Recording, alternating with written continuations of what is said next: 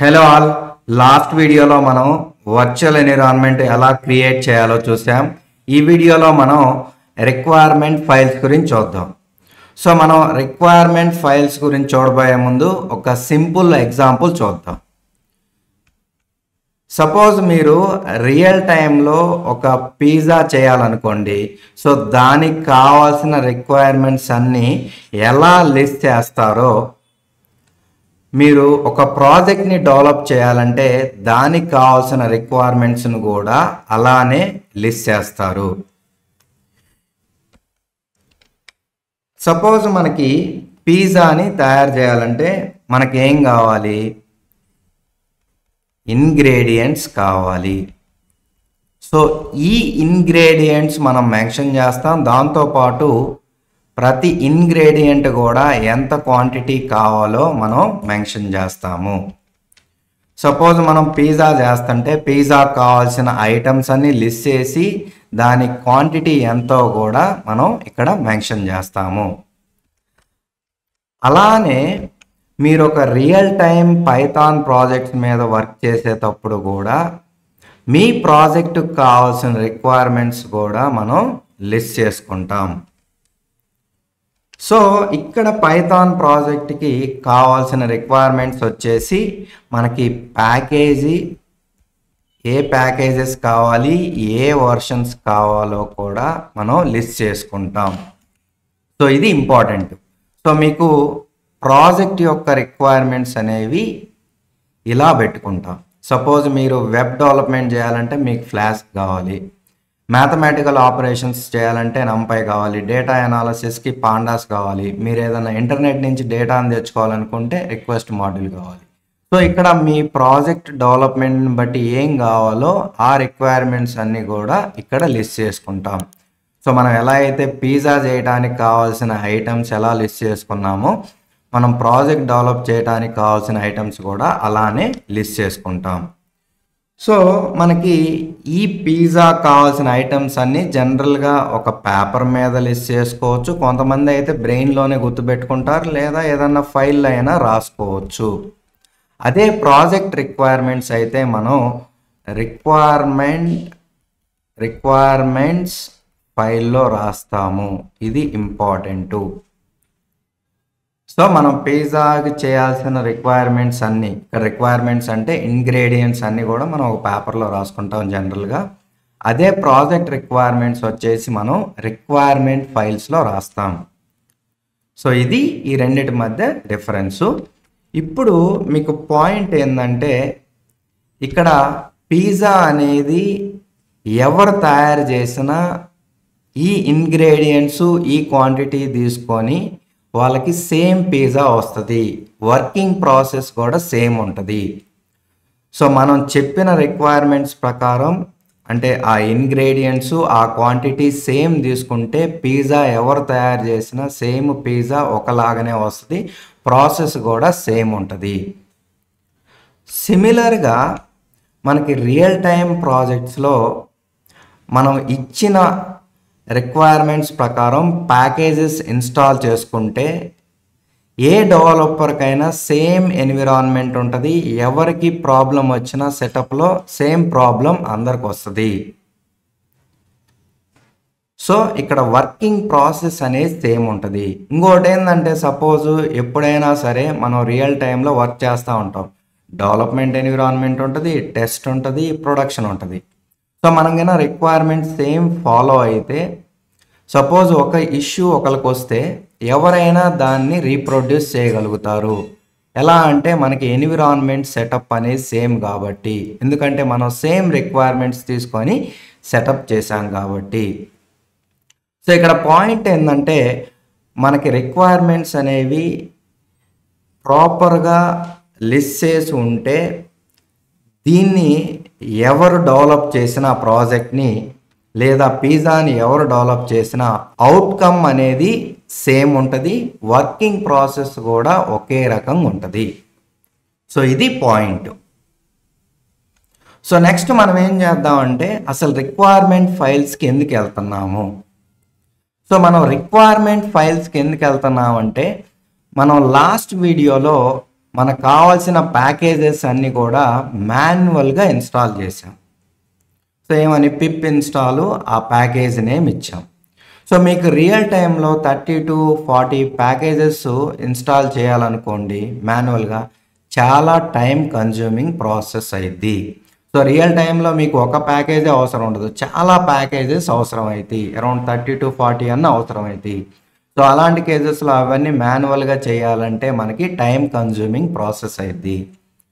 ఇంకోటి ఏంటంటే ఇప్పుడు మీరు మాన్యువల్గా చేసేటప్పుడు సపోజ్ పిప్ ఇన్స్టాల్ నంపై కావాలంటే నంపై చేస్తారు.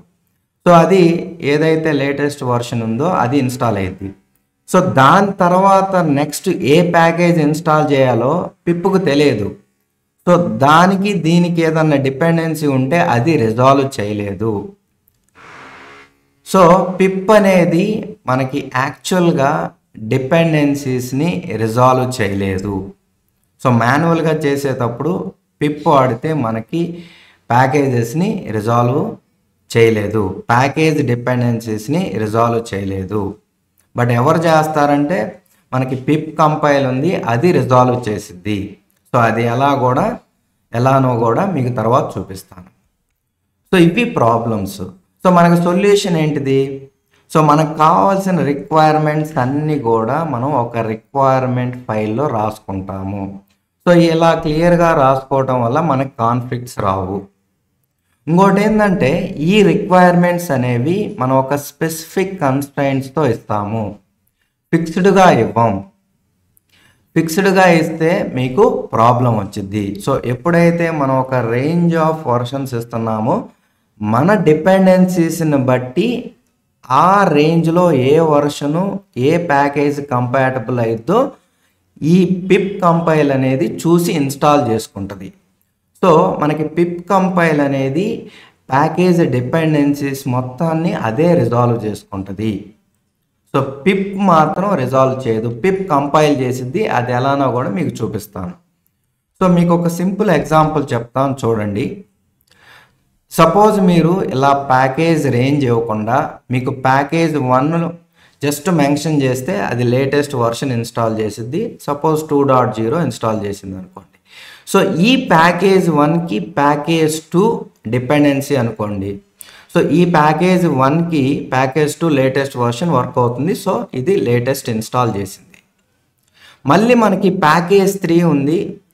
సో అది కూడా మనమేం మెన్షన్ చేయాలి, లేటెస్ట్ వర్షన్ ఇన్స్టాల్ చేసింది. బట్ ప్యాకేజ్ 3 కూడా ప్యాకేజ్ 2 డిపెండెన్సీ.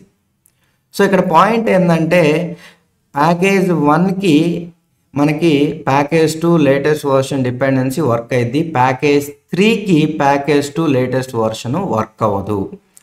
సో కంపాటబుల్ కాదు. ఇలాంటి కేసెస్లో మనకి ఇక్కడ ప్యాకేజ్ 2 అనేది 4.0 ఇన్స్టాల్ అయితే అది ప్యాకేజ్ 1కి వర్క్ అయ్యింది కానీ 3కి వర్క్ అవ్వదు. సో ఇలాంటి కేసెస్లో మీరు స్ట్రిక్ట్గా మెన్షన్ చేయటం వల్ల ప్రాబ్లం వచ్చింది. అదేగినా మీరు ఇలా రేంజ్లో ఇచ్చారనుకోండి. సో అప్పుడు ఏం జరిగిద్దంటే మీకు ప్యాకేజ్ వర్షను సపోజ్ ప్యాకేజ్ 1కి ప్యాకేజ్ 2 మీకు 3.5 ఇచ్చినా వర్క్ అయ్యిద్ది, ఓకే, 4 అయినా వర్క్ అయ్యిద్ది. సో దీనికి డిపెండెన్సీగా ప్యాకేజ్ 1కి ప్యాకేజ్ 2 డిపెండెన్సీ 3.5 వర్షన్ అయినా వర్క్ అయ్యిద్ది. సో మనకి ప్యాకేజ్ 3కి ఎగ్జాక్ట్గా ప్యాకేజ్ 2 3.5 కావాలి కాబట్టి సో ఇదే ఇన్స్టాల్ చేసిద్ది, డిపెండెన్సీ అదే రిజాల్వ్ చేసుకొని ఇది ఇన్స్టాల్ చేసిద్ది ప్యాకేజ్ 2 వర్షన్. సో ఇదైతే ప్యాకేజ్ 3కి వర్క్ అయ్యిద్ది, ప్యాకేజ్ 1కి వర్క్ అయ్యిద్ది కదా. సో అందుకని మనం ఒక కన్స్ట్రైంట్స్ ఇస్తాం. ఈ రేంజ్లో ఇవ్వటం వల్ల మీకు ఫ్లెక్సిబిలిటీ ఉంటుంది. సో డిపెండెన్సీస్లో ఏదైనా ఇష్యూస్ ఉంటే ఆ పర్టికులర్ వర్షన్ ఇన్స్టాల్ చేసుకుంటుంది. సో అన్నిటికీ సూట్ అయ్యేటట్టు ఇన్స్టాల్ చేసుకుంటుంది. సో అలా కాకుండా మీరు డైరెక్ట్గా ఇస్తే ఈ ప్రాబ్లమ్స్ డిపెండెన్సీ ప్రాబ్లమ్స్ అనేవి వస్తాయి. సో ఇది ఇంపార్టెంట్. ఇంకోటి ఏంది, సపోజ్ మీకు ఒక పర్టికులర్ ప్యాకేజ్లో లేటెస్ట్ వర్షన్లో బగ్స్ ఉన్నాయి అనుకోండి. సో అది ఇన్స్టాల్ చేస్తే మన ఓవరాల్ ప్రాజెక్ట్గా ప్రాబ్లం వచ్చింది కదా. సో అలాంటి కేసెస్లో మనం ఆ ప్యాకేజీ ఏదైతే లేటెస్ట్ వర్షన్ ప్రాబ్లంలో ఉందో అది ఇవ్వకుండా దానికంటే తక్కువ ఇన్స్టాల్ చేయమని చెప్తాం. సో అలాంటి కేసెస్లో మనకి లేటెస్ట్ వర్షన్ ఇన్స్టాల్ చేయదు. సో మనకి ఏదైతే బగ్ ఫ్రీ వర్షన్ ఉందో దాన్ని ఇన్స్టాల్ చేసిద్ది. సో ఇది కూడా ఇంకొక సొల్యూషన్ మనకి ఈ ప్రాబ్లమ్స్కి. లాస్ట్ది ఏంటంటే సో మనం మాన్యువల్గా చేసేటప్పుడు ఏం చేస్తాము 30 ప్యాకేజెస్ ఉంటే ప్రతిసారి పిప్ ఇన్స్టాల్ ఆ ప్యాకేజెస్ అన్ని ఇవ్వాలి. సో ఇక్కడైతే మనం ఈ రిక్వైర్మెంట్స్ అన్ని రిక్వైర్మెంట్ ఫైల్స్లో పెట్టుకుంటాం. జస్ట్ ఒక్కసారి పిప్ ఇన్స్టాల్ -r requirement.txt అంటే అక్కడున్న ప్యాకేజెస్ అన్ని ఇన్స్టాల్ అవుతాయి. దాని మధ్య డిపెండెన్సీస్ కూడా ఇవే సాల్వ్ చేసుకుంటాయి. సో ఇక్కడ మనకి పాయింట్ వచ్చేసి ఏవైతే లాస్ట్ వీడియోలో మనం మాన్యువల్గా ఇన్స్టాల్ చేయడం వల్ల ప్రాబ్లమ్స్ ఉన్నాయో అవన్నీ రిక్వైర్మెంట్ ఫైల్స్ ద్వారా మనం సొల్యూషన్గా సాల్వ్ చేయొచ్చు. సో ఇది ఇంపార్టెంట్.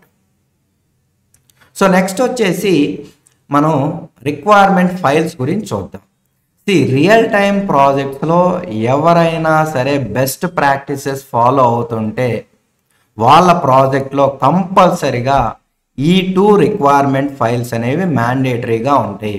సో మీరుగిన రియల్ టైం ప్రాజెక్ట్లో బెస్ట్ ప్రాక్టీసెస్ ఫాలో అవుతుంటే మీ ప్రాజెక్ట్లో requirements.in requirement.txt 2 ఫైల్స్ కూడా ఉంటాయి. సో బేసికల్గా ఈ 2 ఫైల్స్ కూడా ఎందుకు ఉపయోగపడతాయి అంటే మనకి ప్రాజెక్ట్లో ఉన్న డిపెండెన్సీస్ని మేనేజ్ చేయడానికి ఉపయోగపడతాయి. సో ఇది పాయింట్. సో ఫస్ట్ వచ్చేసి requirements.in. సో దీన్ని చూపిస్తాను మీకు, చూడండి ఫస్ట్. సో requirements.in అనేది ఇలా ఉంటుంది. సో జనరల్గా ఏ ప్యాకేజ్కైనా మనం కన్స్ట్రైంట్ ఇస్తాం, ఈ రేంజ్ ఇస్తాం. కొన్ని ప్యాకేజీలకి ఇలా కొంతమంది లీవ్ చేస్తారు, బట్ జనరల్గా రియల్ టైంలో అయితే అన్నిటికీ ఒక రేంజ్ మెన్షన్ చేస్తాం. సో ఎలా అయినా చేయొచ్చు, రేంజ్ అయినా చేయొచ్చు, స్ట్రిక్ట్ రూల్ ఏం లేదు. జనరల్గా అయితే రేంజ్ స్పెసిఫై చేస్తారు. సో ఇలా ఉంటాయి. సో మీకు requirements.in ఫైల్ అనేది హ్యూమన్ రీడబుల్ ఫార్మాట్లో ఉంటుంది. హై లెవెల్ రిక్వైర్మెంట్స్ ఉంటాయి. ఇక్కడ మనం స్పెసిఫిక్ రిక్వైర్మెంట్స్ ఇవ్వం. సో ఇక్కడ రేంజ్ ఆఫ్ రిక్వైర్మెంట్స్ ఇస్తాం, అంటే కన్స్ట్రైంట్స్ ఇస్తాం. సో దాంతోపాటు ఇక్కడ ఇంకొక పాయింట్ ఏంటంటే ఇవి ఈజీగా రీడబుల్ ఫార్మాట్లో ఉంటాయి. సో వీటిని జనరల్గా డెవలపర్స్ ఎడిట్ చేస్తారు. ఈ requirements.in అనే ఫైల్ని డెవలపర్సే ఎడిట్ చేస్తారు. సో ఇది ఇంపార్టెంట్. సో ఈ పాయింట్స్ అన్ని కూడా మీరు గుర్తుపెట్టుకోండి. సో requirements.in అనే ఫైల్ ఎలా ఉంటుంది, సో దీంట్లో మనకి ఒక రేంజ్ ఆఫ్ వర్షన్స్ ఉంటాయి, కానీ స్ట్రిక్ట్గా స్పెసిఫిక్ వర్షన్ అనేది మెన్షన్ చేయం. రీడబుల్ ఫార్మాట్లో ఉంటుంది. సో దీన్ని జనరల్గా డెవలపర్సే ఎడిట్ చేస్తారు. సో నెక్స్ట్ వచ్చేసి మనకి requirements.txt file. So requirement.txt file అనేది ఇలా ఉంటుంది. సో ఇది మెషిన్ జనరేట్ చేసిద్ది. సో ఎలా అంటే మనం పిప్ కంపైల్ అనే ఒక కమాండ్ ఉంటుంది, దానికి requirements.in అనేది ఇన్పుట్గా పాస్ చేస్తే ఇది requirement.txt ఫైల్ అనేది మెషినే జనరేట్ చేసిద్ది. సో దీంట్లో మనకి స్పెసిఫిక్ వర్షన్స్ ఉంటాయి. సో దీంట్లో అన్ని డిపెండెన్సీస్ అన్నీ రిజాల్వ్ అయ్యి ఉంటాయి. సో మీరు చూడండి, ఇక్కడ ఈ ప్యాకేజీ ఇన్స్టాల్ అయింది, వర్షన్ కూడా చెప్తుంది. సో ఇది క్లియర్గా చెప్పిద్ది మీరు చెప్పిన ప్యాకేజా లేకపోతే దేనికన్నా డిపెండెన్సీ ప్యాకేజో చెప్పిద్ది. సో ఈ ప్యాకేజ్ ఎందుకు ఇన్స్టాల్ అయింది, ఇది కోంబ్కి డిపెండెన్సీ కాబట్టి ఇన్స్టాల్ అయింది. సో ఇది చూడండి ASGIRF. సో ఇది జాంగోకి డిపెండెన్సీ కాబట్టి ఈ వర్షన్ ఇన్స్టాల్ అయింది. సో ఇది ప్యాకేజెస్ మధ్య డిపెండెన్సీస్ చూసుకొని ఏ వర్షన్ అయితే అన్నిటి కంపాటబుల్ అయిద్దో సో అది ఇన్స్టాల్ చేసిద్ది. సో ఇది సెలరీ అని ఉంది, ఇది మనం మెన్షన్ చేసాము ఇక్కడ. అది డైరెక్ట్గా ఎక్కడి నుంచి ఇన్స్టాల్ అయిందో కూడా చెప్తుంది. సో డిపెండెన్సీ అయితే డిపెండెన్సీగా ఇన్స్టాల్ అయిందో చెప్తుంది, దేనికి డిపెండెన్సీ కూడా చెప్తుంది. సో ఇక్కడ జాంగో చూడండి. సో జాంగో ఎందుకు ఇన్స్టాల్ చేసింది, సో మనం మెన్షన్ చేసాము ఇక్కడ జాంగో. సో అది ఈ requirements.in నుంచి ఇన్స్టాల్ అయిందని చెప్తుంది. ఒకవేళ మీరు వేరే చూసుకోండి గ్రీన్లెట్. సో ఇది మనం మెన్షన్ చేయాల. సో ఇది SQLA CHEMIకి డిపెండెన్సీ కాబట్టి ఇన్స్టాల్ చేసింది. ఐడి అనేది మనం మెన్షన్ చేయాల, ఇది రిక్వెస్ట్ మాడ్యూల్కి డిపెండెన్సీ కాబట్టి అది ఇన్స్టాల్ చేసింది. సో ఇక్కడ మనకి క్లియర్గా డీటెయిల్స్ అన్నీ ఉంటాయి. సో ఈ ఫైల్ని మెషిన్ జనరేట్ చేసిద్ది, స్పెసిఫిక్ వర్షన్స్ ఉంటాయి. సో ఇది జనరేట్ చేయడానికి మనకి పిప్ కంపైల్ అనే ఒక స్క్రిప్ట్ కావాలి. సో ఇది పిప్ టూల్ ప్యాకేజ్లో ఉంటుంది. సో ఇది ఎలా జనరేట్ చేసిద్ది, ఎలా జనరేట్ అవుద్ది అనేది మీకు క్లియర్గా ఎక్స్ప్లెయిన్ చేస్తాను చూడండి. మనకి రియల్ టైమ్ ప్రాజెక్ట్లో జనరల్గా రిక్వైర్మెంట్స్ డాట్ ఇన్ అనేది డెవలపర్స్ క్రియేట్ చేస్తారు, అప్డేట్ చేస్తారు. సో ఇది మాత్రం మాన్యువల్గా ఎవరు క్రియేట్ చేయరు. సో ఇది రిక్వైర్మెంట్స్ డాట్ ఇన్ని యూజ్ చేసుకొని క్రియేట్ చేస్తారు.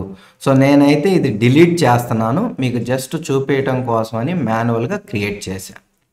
సో ఇప్పుడు మనకి రిక్వైర్మెంట్స్ డాట్ ఇన్ అనే ఫైల్ ఉంది. సో ఈ ఫైల్ అనేది మీరు మీ ప్రాజెక్ట్కి ఏ రిక్వైర్మెంట్స్ అవసరం అవుతాయో అవి మీరు లిస్ట్ చేసుకోవాలి. సో నాకు ఇవి అవసరం కాబట్టి ఇవి నేను లిస్ట్ చేసుకున్నా.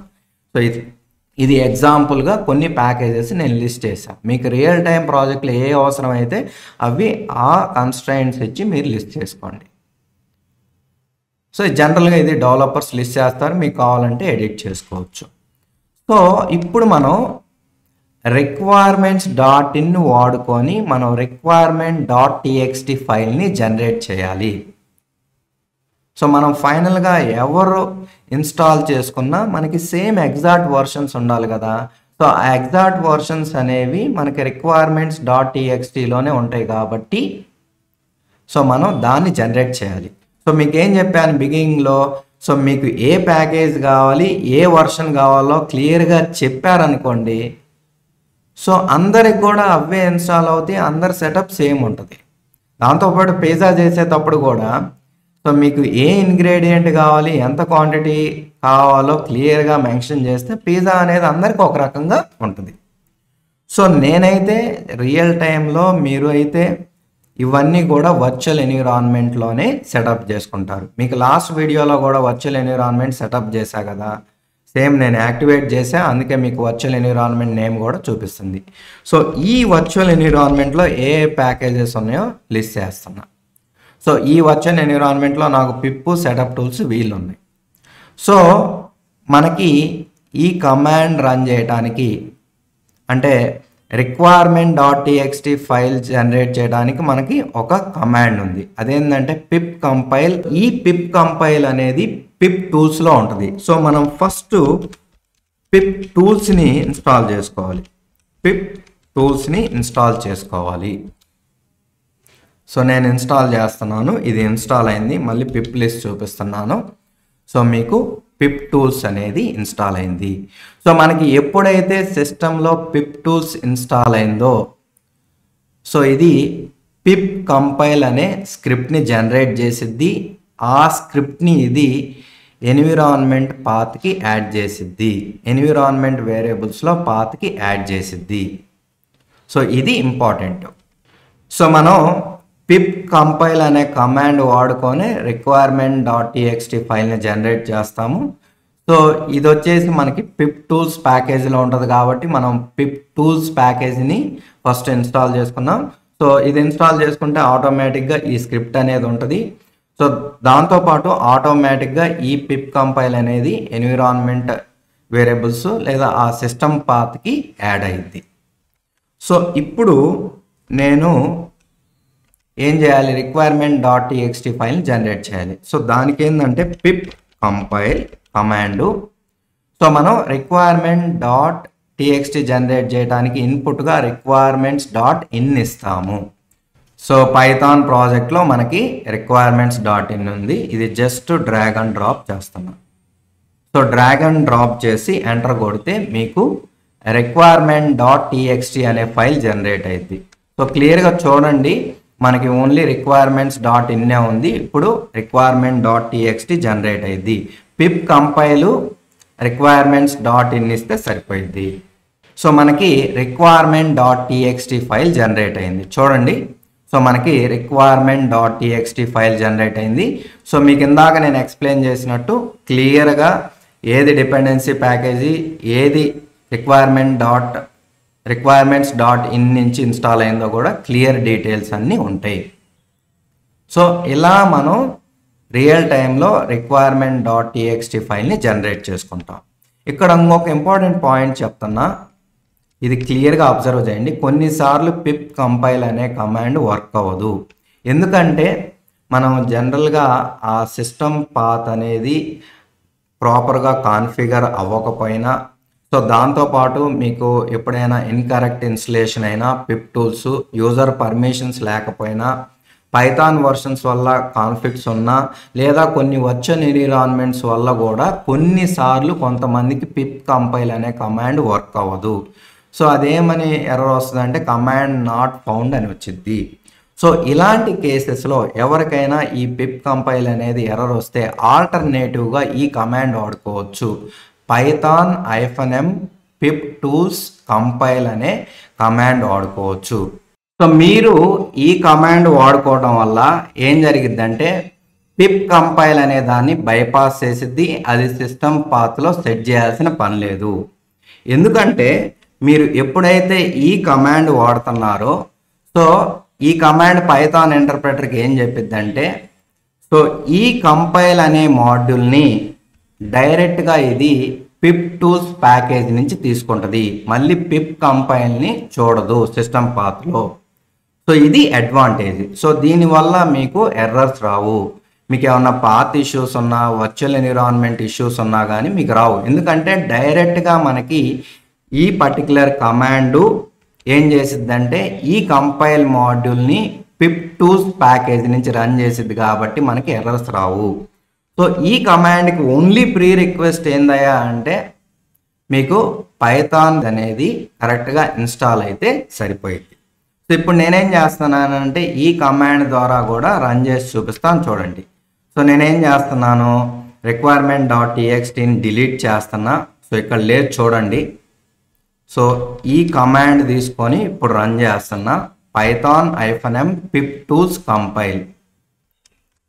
సో ఈ కమాండ్ పాస్ చేస్తున్నా. పాస్ చేసి ఇక్కడ మనం requirement.in కూడా ఇవ్వాలి. చూడండి ఇక్కడ ఓన్లీ మనకి requirements.in ఉంది, requirement.txt లేదు. సో ఇప్పుడు ఈ కమాండ్ ద్వారా కూడా మీకు జనరేట్ చేసి చూపిస్తాను చూడండి. సో మనకి జనరేట్ అవుతుంది. సో మనకి జనరేట్ అయింది. సో ఇప్పుడు మనకి requirement.txt కూడా క్రియేట్ అయింది. సో ఇలా మీరు ఈ రెండు కమాండ్స్ వాడుకొని క్రియేట్ చేయొచ్చు. సో మనం ఈ కమాండ్ ఇచ్చినప్పుడు మనకి బిహైండ్ ద సీన్ ఎలా వర్క్ అయ్యిద్దంటే పిప్ కంపైల్ అనేది requirements.in అనే ఫైల్లో ఉన్న రిక్వైర్మెంట్స్ అన్నిటిని కూడా రీడ్ చేసిద్ది. సో రీడ్ చేసి ఈ ప్యాకేజెస్ని ఎక్కడ చూడాలో అక్కడ చూసిద్ది. సో మీరు గిన ఏ రిపాజిటరీ మెన్షన్ చేయకపోతే PYPI నుంచి తీసుకుంటుంది. మీరు ఏదైనా స్పెసిఫిక్ ప్రైవేట్ రిపాజిటరీ ఇస్తే అక్కడి నుంచి చూసిద్ది. ప్యాకేజెస్ అన్నీ కూడా చూసి అక్కడ ఉన్న డిపెండెన్సీస్ అన్నీ కూడా రిజాల్వ్ చేసుకొని ఫైనల్గా మనకి ఈ requirement.txt అనే ఫైల్ని జనరేట్ చేసిద్ది. సో ఈ behind the scene process especially package dependencies అన్నీ కూడా రిజాల్వ్ చేసేది పిప్ కంపైల్. పిప్ కమాండ్ కాదు, పిప్ కంపైల్ అనే స్క్రిప్ట్ మాడ్యూల్ దీన్ని రిజాల్వ్ చేసిద్ది. ఏటిని? ప్యాకేజ్ డిపెండెన్సీస్ని. ఇది ఇంపార్టెంట్, మీరు గుర్తుపెట్టుకోవాల్సింది. సో ఇలా మనకి బిహైండ్ ద సీన్స్ వర్క్ అయింది. సో ఇప్పుడు ఏంటి, మనకి ప్రాపర్ రిక్వైర్మెంట్స్ వచ్చినాయి కదా. సో మీరు కనుక చూస్తే మనకి ప్రాపర్ రిక్వైర్మెంట్స్ వచ్చినాయి. సో మీకు బిగినింగ్లో చెప్పినట్టు ఈ రిక్వైర్మెంట్స్ ఎవరు తీసుకొని ఇన్స్టాల్ చేసుకున్నా అందరికీ సేమ్ ఎన్విరాన్మెంట్ ఉంటుంది. ఎవరికి ప్రాబ్లం వచ్చినా అందరికి ప్రాబ్లం వచ్చింది, సేమ్ ప్రాబ్లం వచ్చింది. సో ఏదన్నా ప్రాబ్లం కానీ ఇష్యూ వచ్చినా కానీ రియల్ టైంలో ఎవరైనా రీప్రొడ్యూస్ చేయగలుగుతారు. మనకి requirement.txt ఫైల్ అనేది జనరేట్ అయింది. సో ఇప్పుడు మనం ప్రాజెక్ట్ డెవలప్మెంట్ స్టార్ట్ చేయాలంటే మనం ఏం చేయాలి, మనకు కావాల్సిన రిక్వైర్మెంట్స్ అన్నీ కూడా ఇన్స్టాల్ చేసుకోవాలి. అంటే మనకు కావాల్సిన ప్యాకేజ్ వర్షన్స్ అన్నీ ఇన్స్టాల్ చేసుకోవాలి. సో అది ఎలా చేస్తామంటే pip install -r so requirement.txt file path ఇస్తే సరిపోయింది. సో దీని పాత్ నేను డ్రాగ్ అండ్ డ్రాప్ చేస్తున్నా. సో ఇది ఇచ్చి ఎంటర్ కొడితే మనం మాన్యువల్గా ఇన్స్టాల్ చేయాల్సిన పని లేదు. అన్నీ ఇది ఒక సింగిల్ కమాండ్తో మనం ఈ ప్యాకేజెస్ అన్నీ కూడా మనకి ఇన్స్టాల్ అవుతాయి. చూడండి సో మనకి ఈ ప్రాజెక్ట్కి కావాల్సిన ప్యాకేజెస్ అన్నీ కూడా ఇన్స్టాల్ అయినాయి. సో మనం చెక్ చేసుకోవచ్చు పిప్ లిస్ట్ ద్వారా. సో ఇంతకుముందు మనకి ఈ ప్యాకేజెస్ అన్నీ కూడా లేవు. సో జాంగో కానివ్వండి, ఫ్లాస్క్ కానివ్వండి, ఏవి లేవు. సో ఇప్పుడు ఏంటిది, మనకి ప్రాజెక్ట్కి కావాల్సిన ప్యాకేజెస్ ఇన్స్టాల్ అయినాయి అంటే మనకి సెటప్ రెడీ అయింది. సో ఇప్పుడు మనం ప్రాజెక్ట్ మీద వర్క్ చేయొచ్చు. సో నేనేం చేస్తున్నానంటే ఒక పైథాన్ ఫైల్ క్రియేట్ చేస్తున్నా. సో మనకి ఈ ప్రాజెక్ట్కి ఏ అవసరం అయితే ఆ ప్యాకేజెస్ ఇన్స్టాల్ చేసుకున్నాం కదా. సో వాటిని వాడుకోవాలంటే మనం ఫస్ట్ ఇంపోర్ట్ చేసుకోవాలి. సో నాకు నంపై కావాలంటే సో నంపైని ఇంపోర్ట్ చేసుకుంటా. సో నంపైలో నేను ఒక ఎరేని క్రియేట్ చేయాలనుకుంటున్నా. సో ఇది సో నా టాస్క్ అనుకోండి. సో ఆ పర్టికులర్ మోడల్ని కాల్ చేసుకొని క్రియేట్ చేస్తున్నా. సో దీన్ని నేను ప్రింట్ చేస్తున్నా. సో మనకి అవుట్పుట్ వచ్చింది. సో ఇక్కడ పాయింట్ ఏంటంటే మనకి ప్రాజెక్టుకు కావాల్సిన రిక్వైర్మెంట్స్ అన్నీ కూడా మనం ముందుగానే లిస్ట్ చేసుకొని ఇన్స్టాల్ చేసుకుంటాం. సో మనం రిక్వైర్మెంట్ ఫైల్స్ని ఫాలో అవడం వల్ల మనకి టైం అనేది బాగా సేవ్ అయ్యిద్ది. డిపెండెన్సీస్ అన్నీ ఇదే ఆటోమేటిక్గా రిజాల్వ్ చేసుకుంటుంది. సో దాంతోపాటు మనకి ఏవైతే ప్యాకేజెస్ అవసరమైతే అవి ఇన్స్టాల్ చేసుకుంటాం కదా. సో వాటిని ఇక్కడ ఇంపోర్ట్ చేసుకొని మన ప్రాజెక్ట్ డెవలప్మెంట్ ప్రకారం యూజ్ చేసుకుంటాం. సో మీకు రియల్ టైంలో ఇలా ఉంటుంది ప్రాజెక్టు. సో మనం ఒక వర్చువల్ ఎన్విరాన్మెంట్ క్రియేట్ చేసుకుంటాం. సో దాంతోపాటు pip.ini సెటప్ చేసుకుంటాం. తర్వాత మనం రిక్వైర్మెంట్ ఫైల్స్ని కూడా క్రియేట్ చేసుకుంటాం. తర్వాత మనం ఒరిజినల్ ప్రాజెక్ట్ మీద వర్క్ చేస్తాం. సో మనకి ఈ ప్రాజెక్ట్ మీద ఎవరు వర్క్ చేసినా కానీ సెటప్ అనేది అందరికి సేమ్ ఉంటుంది. ఎందుకంటే ఈ రిక్వైర్మెంట్ ఫైల్సే తీసుకొని వాళ్ళు ఇన్స్టాల్ చేసుకుంటారు. సో మనకి ప్రాజెక్ట్ సెటప్ అనేది అందరికి ఒక రకంగా ఉంటుంది. ఏదన్నా ఇష్యూ వచ్చినా మనం ఈజీగా రీప్రొడ్యూస్ చేయొచ్చు. సో మెయిన్ మనకి రిక్వైర్మెంట్ ఫైల్స్ వల్ల పర్పస్ యూసేజ్ ఏంటంటే ఒక కన్సిస్టెంట్ ఎన్విరాన్మెంట్ క్రియేట్ చేయడానికి మనం ఈ రిక్వైర్మెంట్ ఫైల్స్ని వాడుకుంటాము. దాంతోపాటు ఈ ప్రాజెక్ట్కి ఎవరైతే కాంట్రిబ్యూట్ చేస్తున్నారో వాళ్ళందరూ కూడా సేమ్ ప్యాకేజ్ వర్షన్స్ని వాడుకుంటారు. సో నెక్స్ట్ వచ్చేసి ఈ రిక్వైర్మెంట్ ఫైల్స్ని రియల్ టైం ప్రాజెక్ట్స్లో ఎలా వాడతామంటే మీకు ఆల్రెడీ ఎక్స్ప్లెయిన్ చేశాను. సో జనరల్గా డెవలపర్స్ ఏమో requirements.in అనే ఫైల్ని అప్డేట్ చేస్తుంటారు. సో వాళ్ళకి కావాల్సిన వర్షన్స్, ప్యాకేజ్ వర్షన్స్ని మెయింటైన్ చేస్తారు. సో మనం ఏంది పిప్ కంపైల్ అనే కమాండ్ని వాడుకొని requirement.txt ఫైల్ని జనరేట్ చేస్తాం. సో మనకి పిప్ కంపైల్ అనేది అన్ని డిపెండెన్సీస్ని అదే మేనేజ్ చేసుకుంటుంది. సో దీనివల్ల మనకి బెనిఫిట్స్ ఏంది, సో మనం requirement.in requirements.txt మెయింటైన్ చేయడం వల్ల హై లెవెల్ డిపెండెన్సీస్ ఏమో requirements.inలో ఉంటాయి. సో అవి మన ప్రాజెక్ట్ నీడ్స్. లో లెవెల్ డీటెయిల్స్ ఏమో requirement.txtలో ఉంటాయి. అవేమో మనకి స్పెసిఫిక్ డీటెయిల్స్ ఉంటాయి. ఇలా మనం మెయింటైన్ చేయటం వల్ల అందరికీ ఎన్విరాన్మెంట్ అనేది సేమ్ ఉంటుంది. ఏదన్నా ఇష్యూ వచ్చినా ఈజీగా అందరు రీప్రొడ్యూస్ చేయగలుగుతారు. సో దాంతోపాటు ఇంకొక ఇంపార్టెంట్ పాయింట్ ఏంటంటే మీరు రియల్ టైం ప్రాజెక్ట్స్లో ఏం చేస్తారు, మీరు కోడ్ అనేది వర్షన్ కంట్రోల్ సిస్టమ్ దగ్గర నుంచి క్లోన్ చేసుకొని ప్రాజెక్ట్ మీద వర్క్ చేస్తారు కదా.